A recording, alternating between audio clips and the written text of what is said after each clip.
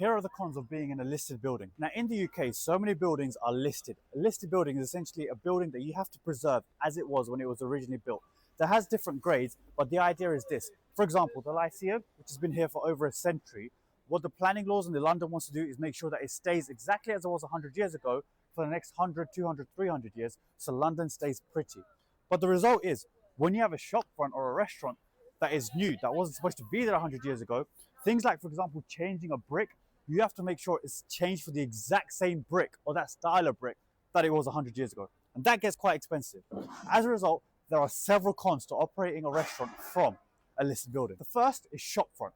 Now you can see, for example, if you look this way, all of these restaurants have standard shop fronts. They have a sign at the top followed by a canopy. But if you look at the restaurant signage for Paro, there's minimal shop front. If you're walking down the restaurant, if you're walking up here, you can't even tell sometimes that a restaurant is there, with the exception of the Christmas lighting, which draws some lighting to it. It's insane. But you can't put in a shop front. You can't put in a banner along the top because you're breaking planning laws. This is a listed building. The second thing is heating. And this is what I mean.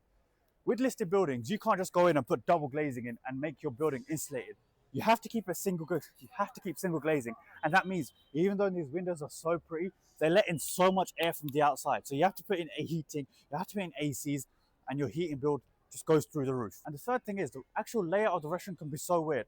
At Paro, you can see the shop front is here. You can't see the restaurant. The restaurant is down over there, and in the middle there's a door that goes into the theatre itself. It's so weird. Downstairs in the kitchen, it's like a maze, and that's because the building is kept as it was in terms of layout. I don't know how long ago. Now, is it worth it?